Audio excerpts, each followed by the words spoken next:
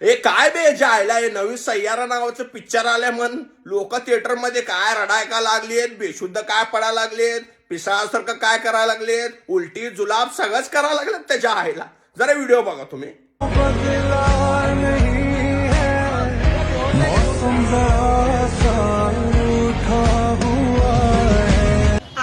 Picture बघून direct बेशुद्ध का हृदयात का मुळव्याचा कोंब बी माडकलाय अबे सुनियोचा चुलत भाऊ.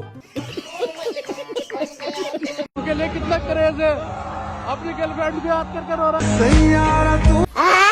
ह्याला बहुतेक डॉक्टर लहानपणी पोलिओच्या ऐवजी रेबीजचा डोस दिलाय त्याच्या हायला म्हणून असं करायला लागलं फेफरे आल्याने.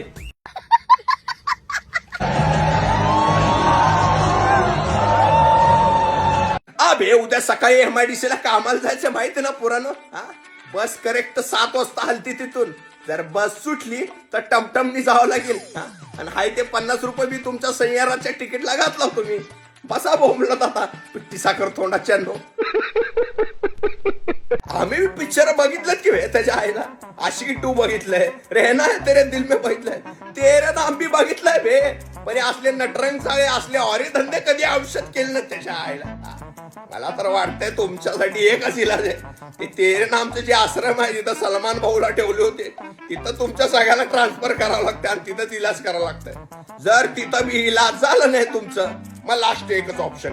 या आशिकी 2 मध्ये RJ भाऊ कसं उडी मारल्या तळा बघून तसं तुम्ही पटापटा कुठलं तर तळ बघून उडी मारा आणि पृथ्वी सोडून निघून जावं तुमच्या आईला. काय गरज नाही तुमची इथं झिरो बॉल तोंडाच्या नो.